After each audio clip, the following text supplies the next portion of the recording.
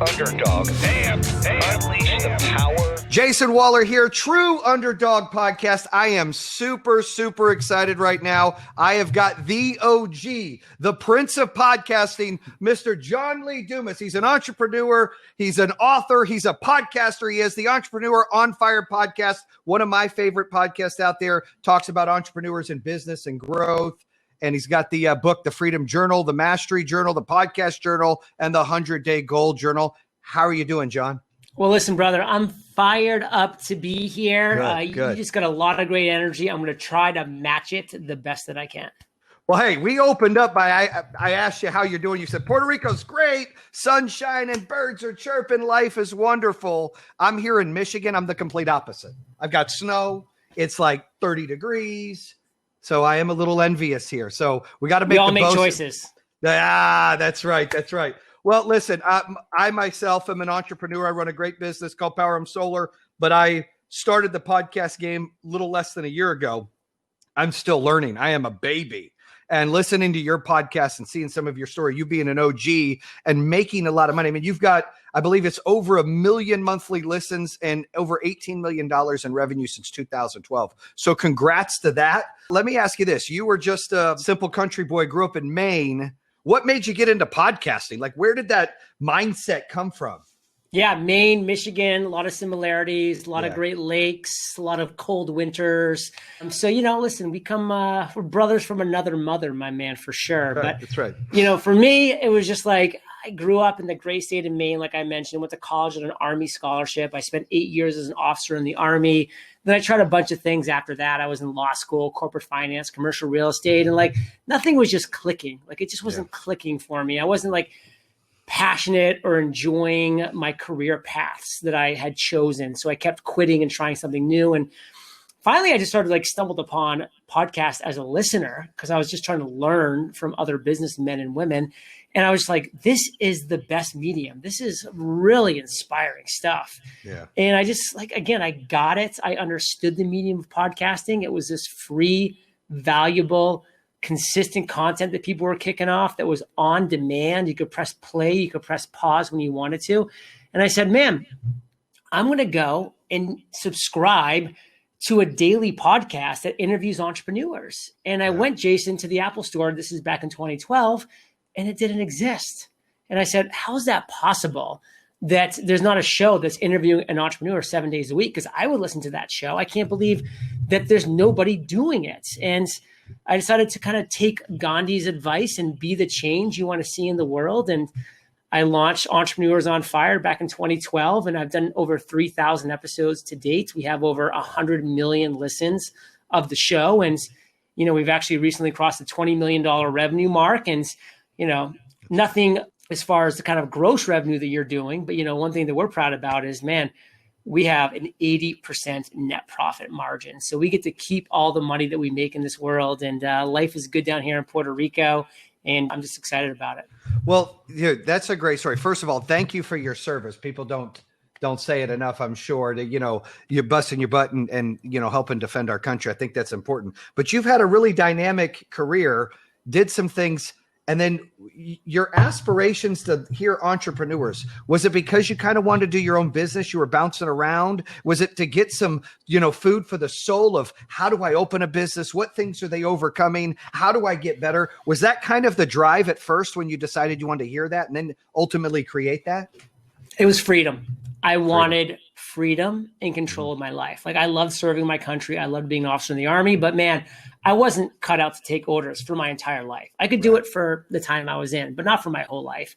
And hey, when you're in corporate finance, commercial real estate, you're taking orders, man. You're taking orders from somebody still. And I just wanted to be the person that was giving myself orders. I wanted to wake up, look at my calendar and say, I put that calendar together. And guess what? I also love the idea of I'm going to make it or break it based off of me, based off of my hard work, my good ideas or lack thereof. But I have nobody but myself to look in the mirror and say, you're the reason why you're a success or you're the reason why you're a failure. And I loved that methodology. I loved not being able to play the blame game about, my boss is this, the economy, that. It was all me. Yeah. You know what? That's exactly right. You said something that the listeners and viewers need to hear is when entrepreneurs and people that want that freedom, they want that pressure where it is on them. They don't want to have to deal with things they can't control. You know, when you wake up in the morning, you decide if you're going to at least attempt to be successful or not. You are going to decide on how you're going to overcome some issues or you don't. And in the podcast game in 2012, when you started, there wasn't a lot of that there. I'm newer to podcasts, meaning even listening to them. I've probably been listening to them maybe for 2 years. And then I kind of was like, well, I won an Entrepreneur of the Year award and they're like, do a podcast or a book. And I said, I'll flirt around with the podcast. Then it gets addicting. It gets addicting to hear people's stories. It gets addicting to learn from others and share stories. And you get inspired. And you do the show every day, so it's got to be inspiring. But when you first started, I always say there's no elevator in life. You got to take the stairs. You didn't go from, 0 to 20 million. What was the first couple of years like grinding and trying to get people on and building something that's never been built before? Well, it was a grind because I was nobody. I had no audience. I had no social media presence. It was like I was starting at ground zero. And it's just like you said, I mean, it was a step at a time. It was no hockey stick. It was just one step at a time. There are 2 books that I read, The Slight Edge by Jeff Olson and The Compound Effect by Darren Hardy, which gave me confidence that I was on the right path because they both talked so eloquently about how it is just one step. It's just getting a little bit better. And that compounds over time into a lot of success. But man, like it's just one step at a time. And for me, that was the process. And just saying, you know what, I'm getting a little bit better as a podcast host. My online business is getting a little more robust. My audience is getting a little bit bigger. Like all these things, I could just kind of look back and just say, this is a slow but steady growth. And that was what I was focused on for the first couple of years of the business. And, that's actually still what I'm focused on as I enter year 9. That's amazing. So, when you're grinding through, you're not making money up front. You start to build a business around this, I'm assuming, and you continue to grow it. And you bring team members on that can really help elevate your brand because you're building a brand from scratch. Nobody's like, John Lee Dumas, who's this guy at the beginning? Now you've got this thing. People don't realize, whether it's in business, whether it's in social media, whether it's in podcasting, you don't get from A to Z fast. It is slow. And sometimes a lot of people quit because it seems like the journey's too hard because they're not getting that satisfaction too fast. You stayed on it. Were there days that you felt like you needed to quit where you're like, man, I don't know if I'm going to break through and this is going to get any better? No, because I had the right philosophy. I was reading the right books. I was listening to the right people. And, the reality is this. I love when people quit because that's just them not putting in the work. That's just them not being patient or persistent enough. And guess what? Not everybody can be a winner. Not everybody can succeed in entrepreneurship. And that's okay. Not everybody should. There's a lot of people that should be employee number 37 at Facebook, who, by the way, is worth a lot more than you and I combined and ever will be. It's just they were in the right place at the right time. They were number 37. They put in the work. And, hey, now they're incredibly filthy rich. Good for them. They made it happen. And the reality is this. The higher the barrier, the lower the competition. The higher the barrier, the lower the competition. So if I had just done a weekly podcast, that's not that high of a barrier. It's not that hard to do 4 podcast episodes a week per month. So a lot of people would do it, and a lot of people do that. So I wouldn't have achieved uncommon success if I had just done that. But I said, well, what's a higher barrier? Well, 2 episodes per week is higher. 3 episodes is higher than that. 5 is higher than that. 7's essentially the most. I mean, I don't really know why you would launch more than an episode a day. It'd be interesting. I'm sure you could do it. But I knew that 7 was a barrier that 99.9% of people wouldn't even attempt. And so I was setting the barrier so high that my competition was so low. Like I was the best daily podcast interviewing entrepreneurs the day that I launched. I was the worst daily podcast interviewing entrepreneurs the day that I launched. I was the only daily podcast interviewing entrepreneurs the day that I launched. Like, how can you be the only? And that to me is like where people should be looking at starting at that point. And it's just such a critical thing. And, Jayson, I don't want to make any assumptions about your age, but, we look about the same age here. And, back in the 90s, there was one Blockbuster in town. And if you wanted to rent a movie, you went to that one Blockbuster. If you wanted to listen to a daily podcast, I was the only game in town. I was the only Blockbuster in town. Now, of course, Netflix came in and blew up Blockbuster. And so I've always going to be aware of what's coming to blow me up and try to stay, nimble and adjust and pivot and stay cutting edge. But the reality is that's why I was able to get initial momentum. So, and that's awesome that you lay it out for everyone. You were the only one. So you are failing every day and you're succeeding every day because the measures are you. And people don't realize that is actually harder to do something nobody else has ever done because it hasn't been tested. There is no experience or data on it. Will this work? But you obviously were passionate about it. And I think passion, I think you might agree, is one of the most important things that you find on the entrepreneurs that you interview. They have to be passionate about what they're doing. They have to have a why, just not to chase money or success, but there's usually passion behind that. You agree? It's not enough. I think passion has to be part of the equation, but there's another angle that a lot of people don't think about as well. If you're just passionate about something, that might just be a hobby because you love it. You're passionate about it. And guess what? Hobbies are great. You should probably have a hobby, but you have to marry and you have to commingle passion with some kind of expertise, with some kind of skill set, with some kind of value that you're providing to the world. So you want to have both. You don't just want to have, by the way, expertise, knowledge, and skills without passion, because then you're going to get tired of doing it. You're going to get bored. You're going to burn out. You're not going to keep doing it because you're not excited or passionate about it. So it has to have both. You have to find, how can I merge my passion, my excitement with skills, with expertise? How can I combine those things together so that I have that excitement, that enthusiasm, but I also have that value and that expertise that I'm sharing with the world?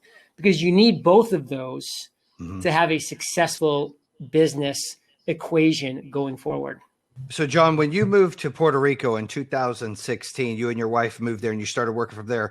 Was it hard to adapt, to transition, to do it from there? I mean, Puerto Rico is like a vacation country. I mean, it's a great time. What was that like to have to get up and, was it a hard transition or was it simple? It was easy because I was living on the beach in San Diego. So it wasn't like I was living in some, freezing Michigan, Maine town. Here we go. No. I was living on the beach in San Diego, honestly, a bigger vacation spot than where I live in Puerto Rico is right now. So in some ways, it's been easier here in Puerto Rico where I don't have as many distractions. I don't have all these, different events and, things that are going on all the time. Like San Diego's an amazing, thriving, bustling city.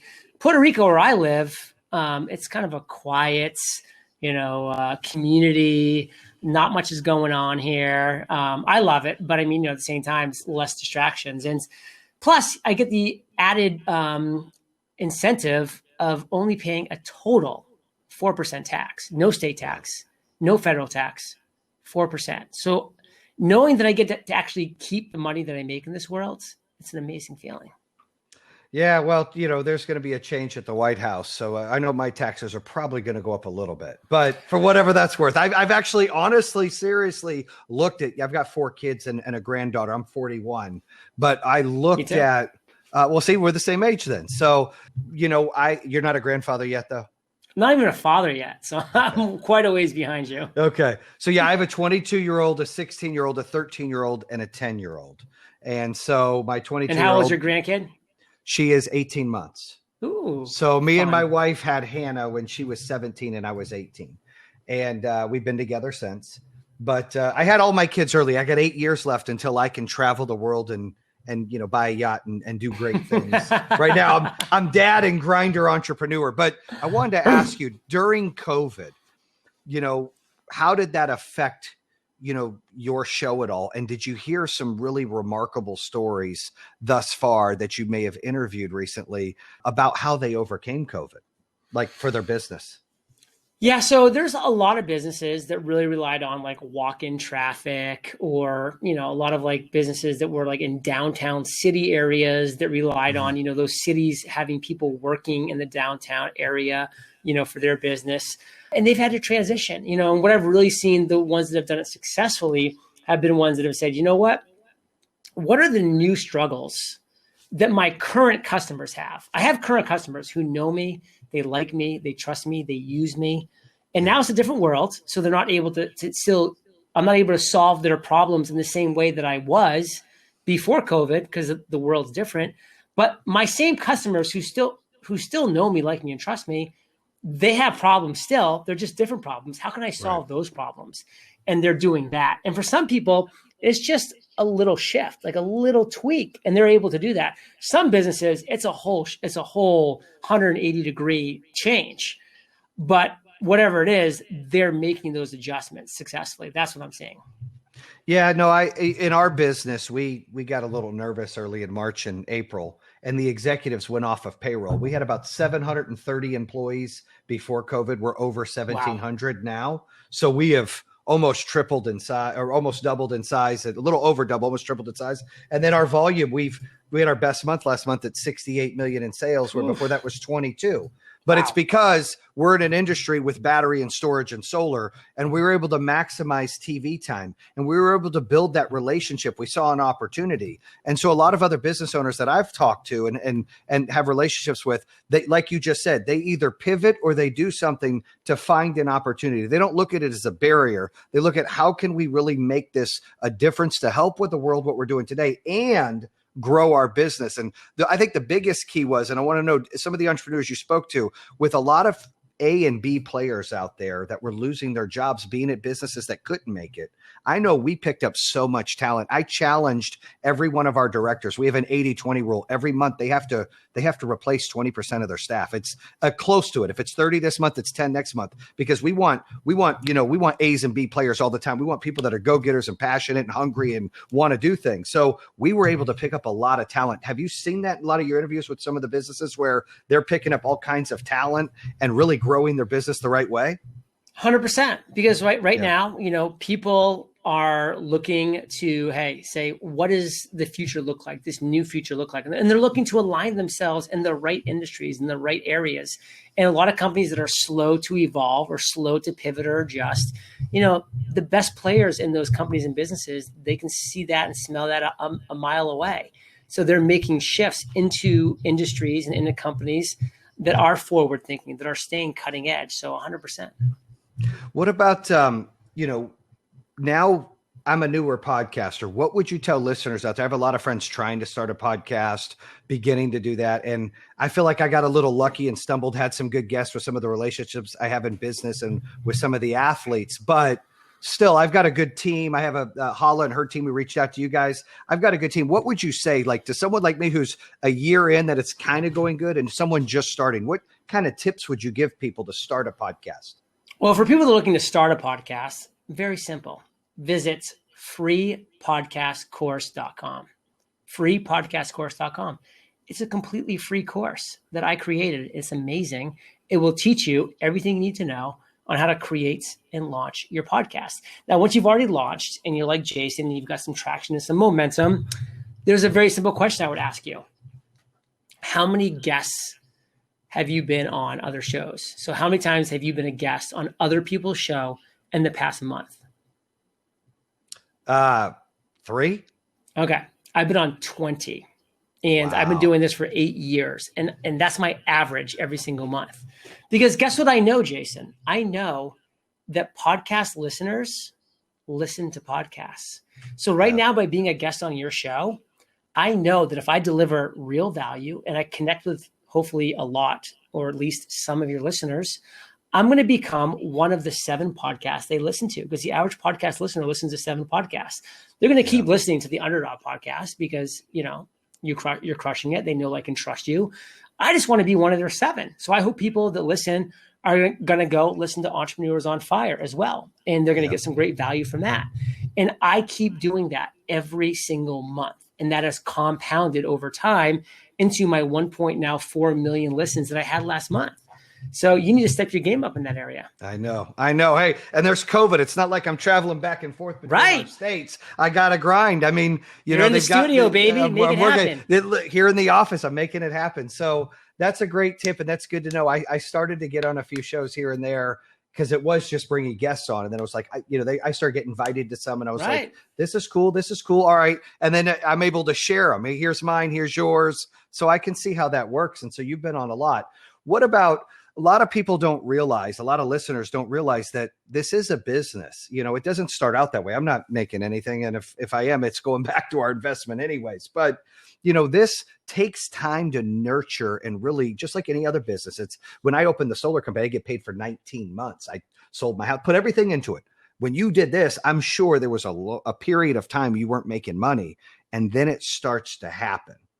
Explain to some of the podcasters out there how they are able to make money as they grow, and how long it usually takes to even get to that point. I mean, listen, if you want to generate revenue in anything, and this includes podcasting, you need to be delivering free, valuable, and consistent content to your audience. They're going to grow to know, like, and trust you because you're doing that for them. Then you turn to them and you say, what are you struggling with? What's your biggest obstacle, your biggest challenge, your biggest struggle? And they'll tell you, because everybody likes to complain. Yeah. And then you create the solution for them in the form of a product or a service or a community or coaching or a mastermind. That's how you win. Every multi-million-dollar idea that I've had has come from that process. That's great. That's great. So we're the same age. This is great. I'm going to ask you a few questions. Biggie or Tupac? Biggie. I'm East Coast. Oh, dude, West Coast here, dude. I'm Pac all the way. Biggie was club music. Pac felt like a real storyteller. You think Juicy was club music, man? Juicy is timeless. I thought it was 50-inch scream, money green, leather sofa, got 2 rhymes, a limousine with a chauffeur. That's a great, but it sounds like a club beat, dude. I just, hit 'em up. California Love, 2 of America's Most Wanted was gangster music. I grew up in the West Coast. I love that gangster music. No money, music. no problems, Hypnotized. Nice. Yeah, I mean, come on. So good stuff. So who you like hip hop? Who's your favorite hip hopper now? Like today? Yeah. I'm probably top three. Sugar Hill Gang. Oh, that's good. Rapper's Delight. Love that song. It's one of my favorite songs. Yeah. Mm-hmm. I'm going to throw Biggie in there because I love Biggie. And then I'm going to do a twofer. And one of them is actually West Coast, Snoop and Dre. I'm a big Snoop and Dre guy. Yeah, I like them too. What about current rappers? I don't know any current rappers. It's hard to. I do know Post Malone because my 16-year-old that's turning 17 says she's going to marry him. So it's blared every time she gets in the car. Never heard of him. I don't really stay up with music. I know Big Bunny is huge. I don't think he's a rapper specifically, but he's a Puerto Rican. My 13-year-old listens to Big Bunny. Loves it. Well, so yeah. The number one listened to artist in 2020 was Big Bunny. It's amazing. Oh, that's awesome. Yeah. What about what plans do you got for 2021? Any certain aspirations? Just keep grinding. You're going to try to get to, what are some of the goals there? Well, thank you for setting me up for this. And, as we come to an end of our chat today, I'll take a moment to say 8 years, I've interviewed 3,000 entrepreneurs. Wow. And from those, I've distilled what I consider the 17 key steps to become a success. As an entrepreneur, as a businessman or woman, as a podcaster, fill in the blank. These are the 17 steps to success. And I took those 17 steps. I wrote a book, The Common Path to Uncommon Success. This book is my passion project. It is an amazing book. I got 17 of the top entrepreneurs in the world to contribute to each individual step along the way. So it's an amazing book. It's incredible. It's going to be published in March, but pre-orders are everything. So I'm really asking people to consider pre-ordering the book. I have 5 amazing bonuses that come with this book. One of the bonuses, Jayson, I'm literally shipping my 3 journals to your door. Even if you're in Michigan, I'm going to send them to your door. I'm in, by the way. I also want a signed book, but keep going. Awesome. I love it. Well, we have bulk buy packages that have signed versions, so you can definitely check those out. But what I would ask is for anybody to visit uncommonsuccessbook.com, uncommonsuccessbook.com. You can see our pre-order there. You can see our bulk buys there that have the very limited signed copies that are available.